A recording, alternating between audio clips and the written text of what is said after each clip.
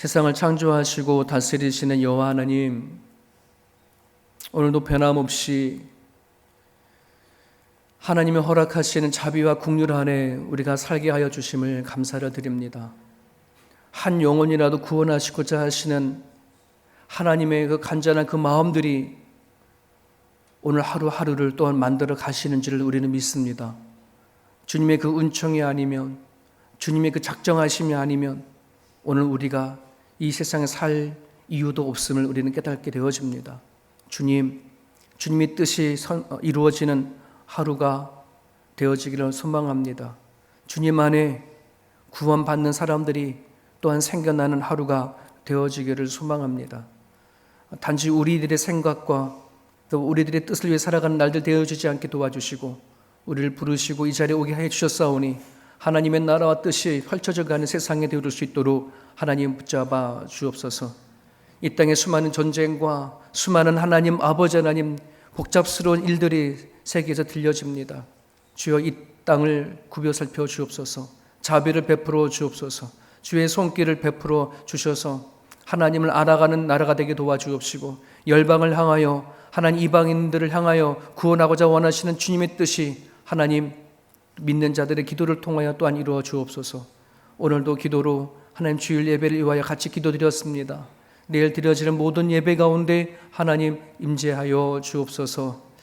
성령께서 찾아와 주셔서 알려주시고 깨닫게 하시고 느끼게 하여 주셔서 온 마음과 온 뜻을 다하여 드려지는 예배가 되게 도와주시고 인격적으로 하나님과 교제가 있는 그런 시간들을 되어줄 수 있도록 하나님 인도하여 주옵소서. 오늘도 주께 나와 기도하고자 원하는 주의 권속들을 통하여 하나님의 선하신 뜻을 이루어가시기를 소망하며 예수님의 이름으로 기도합니다. 아멘.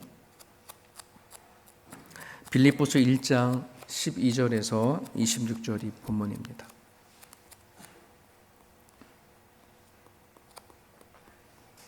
빌립보서 1장 12절에서 26절까지 우리 같이 한 목소리 읽습니다.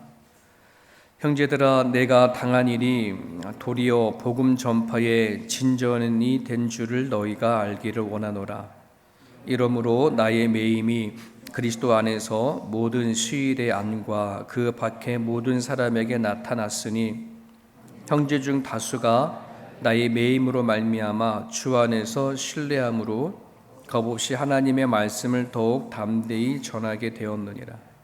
어떤 이들은 투기와 분쟁으로, 어떤 이들은 착한 뜻으로 그리스도를 전파하나니 이들은 내가 복음을 변증하기 위하여 세우심을 받은 줄 알고 사랑으로 하나 그들은 나의 매임에 괴로움을 더하게 할 줄로 생각하여 순수하지 못하게 다툼으로 그리스도를 전파하느니라. 그러면 무엇이냐? 거칠애로 하냐 참으로 하나 무슨 방도를 하든지 전파되는 것은 그리스도니 이로써 나는 기뻐하고 또한 기뻐하리라. 이것이 너희의 간구와 예수 그리스도의 성령의 도우심으로 나를 구원에 이르게 할 줄을 아는 고로 나의 간절한 기대와 소망을 따라 아무 일이든지 부끄러워하지 아니하고 지금도 전과 같이 온전히 담대하여 살든지 죽든지 내 몸에서 그리스도가 존귀하게 되게 하려 하나니 이는 내게 사는 것이 그리스도니 죽는 것이 유익함이라. 그러나 만일 육신으로 사는 이것이 내 일의 열매일진데 무엇을 택해야 하는지 나는 알지 못하노라. 내가 그 둘 사이에 끼었으니 차라리 세상을 떠나서 그리스도와 함께 있는 것이 훨씬 더 좋은 일이라. 그렇게 하고 싶으나 내가 육신으로 있는 것이 너희를 위하여 더 유익하리라. 내가 살 것과 너희 믿음의 진보와 기쁨을 위하여 너희 무리와 함께 거할 이것을 확실히 아노니 내가 다시 너희와 같이 있으므로 그리스도 예수 안에서 너희 자랑이 나로 말미암아 풍성하게 하려 함이라. 아멘. 어제부터 우린 빌립보서를 지금 묵상하고 있는데요. 우리가 잘 알다시피 빌립보서 또 에베소서, 골로새서, 빌레몬서 로마 감옥에서 쓰여진 옥중 서신이라고 이렇게 얘기를 하죠. 같은 시기에 쓰여진 서신들이거든요. 바울이 예수님을 만나고 성령을 통해서 가르침도 받고 훈련이 되어진 상태에서 복음을 이제 전하게 되어졌죠. 예수님의 제자들은 대부분 다 유대인을 대상으로 복음을 전했다라면 바울은 이방인에게 복음을 전하는 그 사명을 받은 겁니다. 그렇게 해서 1차, 2차, 3차 사도행전을 보면 세 차례를 거쳐서 이제 복음을 전하게 되잖아요. 3차 전도 여행을 다 마치고 나서 이제 예루살렘에 딱 들어왔을 때 예루살렘에서 기다리고 있었던 것은 전도 여행을 마친 바울을 환영하고 축복하는 그런 일들이 아니라 예루살렘의 유대인들이 그래 바울 너 오기만 해봐라라고 이제 유대인들이 뿔난 유대인들이 바울을 어떻게 이제 잡아 가두려고 하는 그런 무리들이 있었어요. 바울이 예루살렘에 도착하자마자 유대인들이 바울을 고발합니다. 고발하는 이유는 바울이 그 거룩한 성전에 이방인들을 데리고 와서 성전을 더럽혔다라고 하는 제목이 있고, 또 하나는 모세의 율법을 비방했다. 그리고 이스라엘이 바울도 유대인이면서 유대인인 전통 관습을 그들이 어겼다라고 하는 것을 가지고 바울을 고소 고발을 했어요. 근데 바울은 자기가 유대인으로서 유대인들이 또 어떠한 존재인지를 아니까 전혀 그렇게 하진 않았음에도 불구하고 유대인들이 그렇게 고발하다 보니 바울 자신도 변호를 하게 되어집니다. 변호를 하는 과정 가운데 재판이 되어졌고 가이사랴에까지 가서 재판을 받는 과정 가운데 바울은 로마 시민권을 가졌다는 거죠. 그래서 로마 시민권을 가진 사람을 함부로 재판할 수 없으니까 로마로 보내는 거예요. 그러니까 로마로 보내서 거기 안에서 우리가 생각하는 감옥이라고 한다는 것이 맨 마지막에는 이제 그 디모데서를 기록할 그 당시에는 정말 일반적인 감옥에 갇혀서 죽을 위기에 있어서 쓴 마지막 편지겠지만은 이 빌립보서, 에베소서, 빌레몬서 이 옥중서신은 우리가 일반적으로 생각하는 그런 감옥이 아니었었어요. 그러니까는 그 로마의 지역에는 시위대 안, 시위대 밖 이거는 이제 로마의 법정이 있는 그 근처에 있는 이런 부분들이거든. 거기 셋집이라고 하는 데 있는데 사도행전에 보면 셋집이라고 표현되어 있어요. 근데 이 셋집은 어떤 느낌이냐면 요즘에 우리가 생각하는 주상복합같이 거의 다 4층으로 정도 되어 있다고 그래요. 1층에는 어떤 물건을 파는 상점이 있고 1층, 2층과 3층 이런 데는 이제 사람이 살 수 있는 그런 곳이 이미 이 시대에도 있었다고 합니다. 그러니까 바울이 로마 시민권자이니까 로마 군인의 한 사람을 붙여서 이 사람을 연금시키는 것, 집 안에 짓놓게 만들고 멀리 가지 못하고 지키고 있는 그런 상태로 2년을 보내요. 그러니 나름대로의 바울은 가택 집 안에서 이렇게 보호받는 식으로서의 2년을 보내니까 다른 사람을 만날 수도 있었고 편지를 쓸 수도 있었었고 그리고 그 자기 지키고 있는 군인이나 또 바깥에 나가서 사람을 만나는 그런 일들도 가능했었어요. 자, 그러한 과정 가운데 이제 오늘 바울은 이 빌립보를 쓰면서 이렇게 얘기를 합니다. 12절에 보면 형제들아 내가 당한 일이 이렇게 표현을 하죠. 어떻게 보면 바울의 입장 안에서는 정말 이런 일들이 자기에게 펼쳐질지는 몰랐겠죠. 복음을 다 전하고 나서 예루살렘에 왔었을 때 나름대로의 정말 뿌듯한 마음을 가지고 정말 어떤 그런 마음으로 왔었을 거예요. 그런데 유대인들에 대한 고발과 뜻하지 않은 또 로마까지 가가지고 가택연금 당하면서 보내는 시간들 이걸 당했다라고 표현을 하니 그다지 기쁘고 좋은 일은 아니라고 생각이 되어지고 또 오늘 본문에 보면은 자신의 복음을 전한 그 사역을 통해서 어떤 사람들은 바울이 저렇게 이방인들의 복음을 전하는 그 열정이 있으니 우리도 정말 그렇게 복음을 전해야 되겠다라고 하는 순수한 마음을 가지고 복음을 전하는 사람이 한 사람, 두 사람 생겨나는 거에 반해서 또 어떤 사람은 시기와 질투, 바울에 대한 시기와 질투가 있었던 거예요.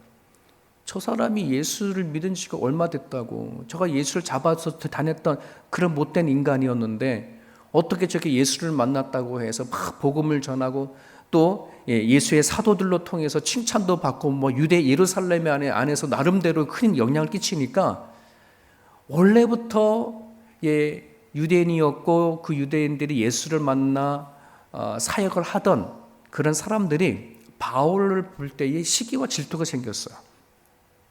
그래서 바울 너가 아니라도 복음 전할 사람들 많고 너가 아니더라도 할 사람들 많아. 그러니까 도리어 바울이 로마의 감옥에 갇힌 거에 대해서 좋아하는 그런 무리들도 있어. 그러니 이 바울이 이런 모양 저런 모양을 보게 되어지면은 참 이게 마음이 불편한 상황이 놓여져 있는 거거든요. 만약에 우리가 그 선장에 바울 같은 처지가 되어졌다 그러면은 아마도 대부분 다 시험에 빠지지 않았을까 싶어요. 열이면 한 열, 그죠? 네. 야, 내가 정말 교회를 위해서 이렇게 헌신하고, 내가 교회를 위해서 복음을 전하 이렇게 왔으면 정말 박수라도 쳐주지. 유대인들이 고소고발할 때에 정말 수많은 사도들과 수많은 교인들이 크리스찬들이 모여서 방어라도 해주지. 막 나름대로의 이런 섭섭함이 있었을 거예요. 그 본인에도 나름대로 계획도 있었을 것이고 나름대로의 뭔가 그 다음 단계가 있을 텐데 전혀 생각하지 못한 상태에서 로마까지 가게 되어지니 나름대로는 불편한 마음이 있었을 것입니다. 자, 그런데 바울이 위대했던 이유는 뭐냐면 그게 이제 12절이 그 뒷부분 이렇게 얘기를 하죠.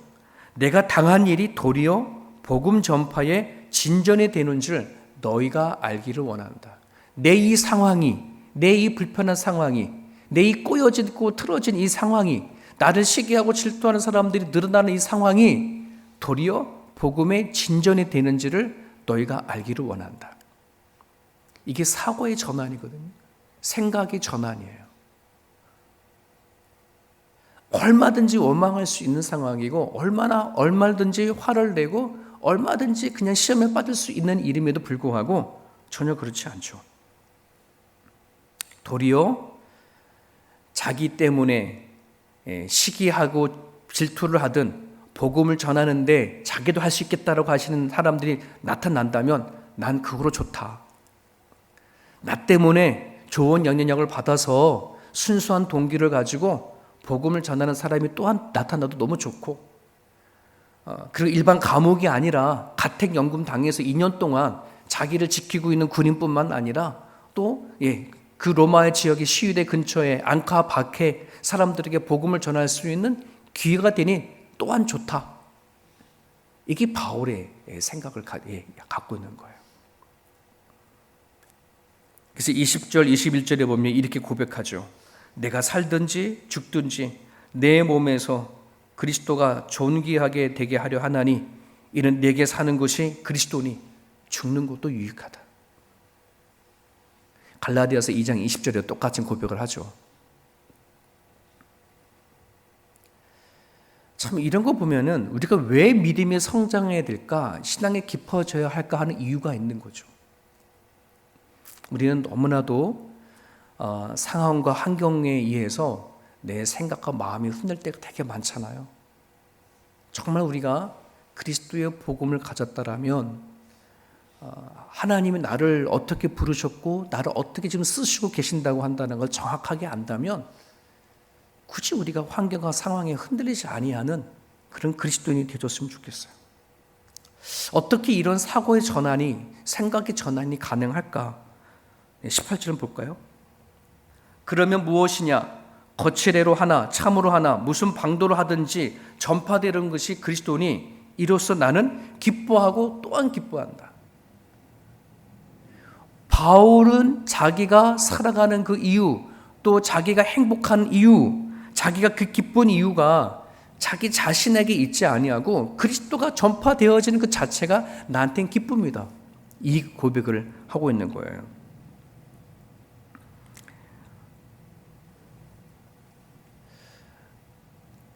우리 바울이 살아갈 때에 기쁨의 근천이 되고 기쁨의 원천이 되고 행복의 근원이 되는 거, 내가 어떻게 좋은 일이 있고 또 어떠한 것들이 나한테 생기고 하는 것에 대한 기준이 아니라 내 삶이 어떠하든지 나를 통해서 그리스도가 전달되어 줄 수 있다면, 나를 통해서 하나님의 일하심이 드러낼 수만 있다면 나는 그것으로 기뻐하겠다는 거예요.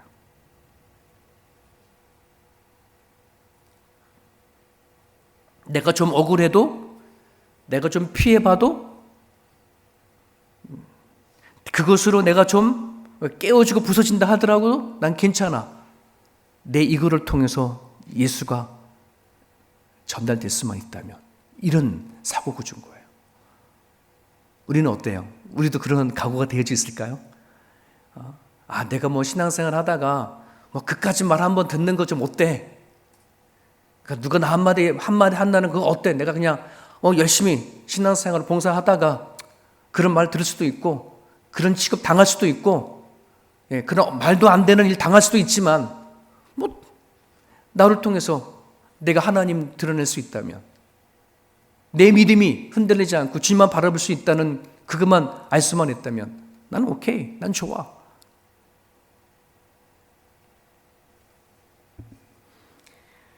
여러분, 우리가 믿음이 성장할 일들이 여기 있다고 생각합니다. 신앙의 성숙이 여기 있다고 생각합니다. 교회를 섬기다 보니까 참 안타까운 분이 거기 참 많아요. 모태신앙자로 수십 년을 살고 수많은 교회를 다녔음에도 그렇게 우리가 정말 남이 존경하는 항정직 직분을 받았음에도 불구하고 우리가 살아가다 보면은 어떠한 상황이 부딪혔었을 때에 억울한 일을 당하거나 피해가 있거나 깨어지거나 하는 일이 닥쳐버리면 그 자리에 주저앉아 있는 것들이 얼마나 많은지 모릅니다. 그래, 마음껏 짓밟아라, 마음껏 욕해라. 나를 통해서 그리스도가 드러낼 수만 있다면, 내가 예수 붙잡고 살아간다는 그것만 증거만 되어줄 수 있으면 나는 그것으로 기뻐하리라. 이게 진짜 믿음인 것 같아요. 진짜 이게 믿음이 신앙의 성숙이라고 생각해요. 우리가 늘 그러잖아요. 교회를 다니다 보면 왜 우리가 교회 안에서 봉사하기를 꺼려하고 앞에 나가서 일하기 꺼려하게 하냐 그러면, 일 안 하면 욕 안 먹어. 근데 일을 하면 욕 먹잖아. 그죠? 뭔가 하면 욕을 먹으니까 그냥 안 하는 게 속 편해. 뭐 굳이 해가지고서는 뭐 그거를 하려고 그래. 그냥 조용히 다니다가 많은 거지 뭐. 근데 오늘 바울의 이 상황을, 고백을 보면 우리는 그럴 수 있는 게 아니잖아요. 우리는 왜 믿음이 깊어지려고 하고 내가 신앙이 왜 깊어지려고 하는데, 하나님 나를 부르신 것이 하나님을 찬송케 하고 하나님을 영화롭게 하는 거라고 우리는 아멘 고백을 한다 그러면 그런 삶을 살아내야 되는 거잖아요. 내가 하나님을 섬기고 복음을 위해서 살아가다가 욕먹을 수도 있고 이럴 수 있는데 그걸 감당하는 거지. 빌립보서에서 전하고자 하는 것은 기쁨이에요. 그 기쁨은 사람들이 원하고 바라면서 찾아오는 누구나 다 아는 좋은 일, 그런 기쁨이 아니라 내가 죽고 예수로 살아가는 것이, 그거를 통해서 오는 기쁨을 얘기를 하는 것입니다.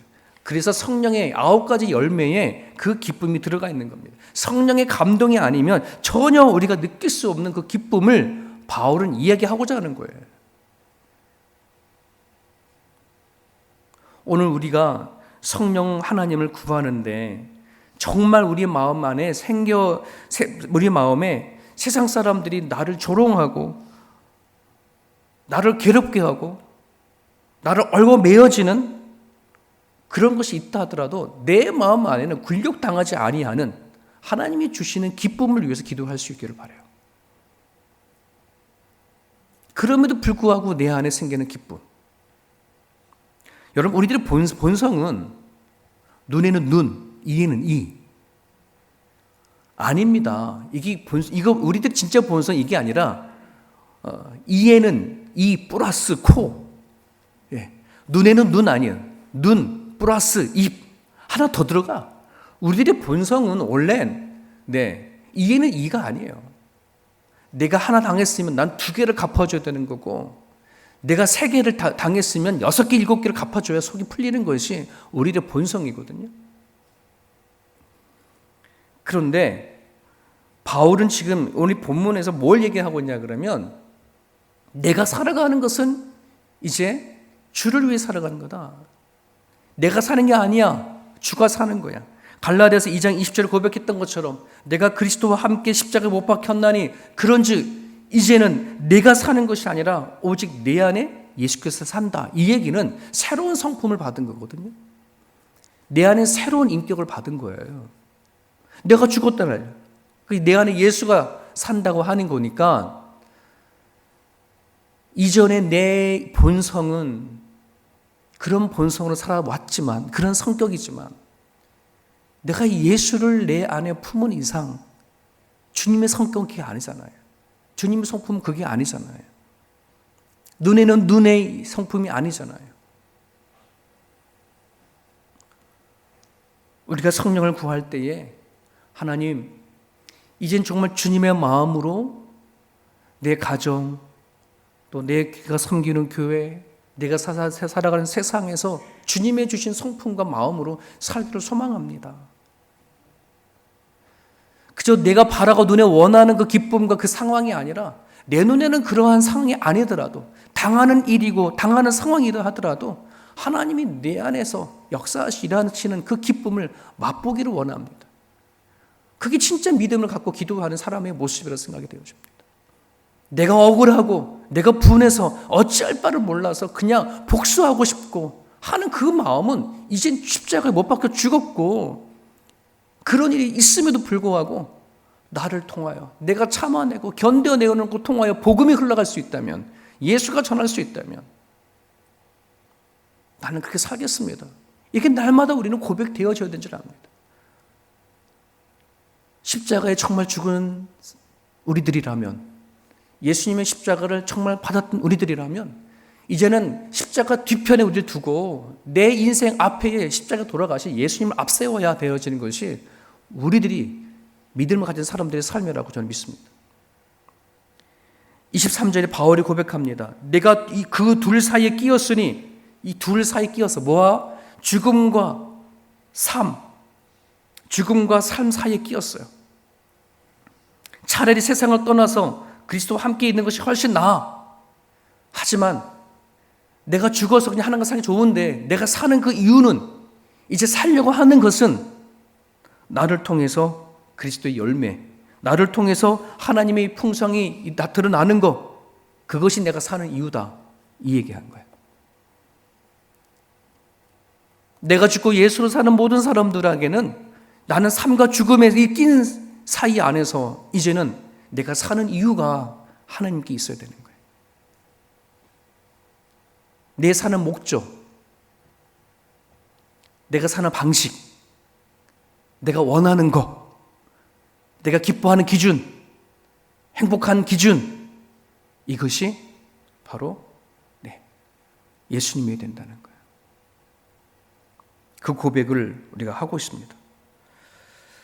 오늘 우리가 예수 그리스도가 나에게 정말 복음이라면, 나한테 전부이라면, 바울이 고백했던 이 고백이 우리들의 고백이 되어줬으면 좋겠고요. 또 그런 고백이 할 수 있도록 성령 하나님 내 가운데 찾아와 달라고, 그렇게 오늘 이 아침에 우리가 기도를 드렸으면 좋겠습니다. 그래서 오직 그리스도만이 내가 살아가는 이유고, 그리스도만이 나의 자랑이 되어지는 삶이 되어질 수 있도록 이 아침에 고백해 주셨으면 좋겠고요. 내일 예배를 위해서 한 번 더 하나님 앞에 기도해 주시는 시간이 되었으면 좋겠습니다. 자유롭게 기도하시길 바랍니다.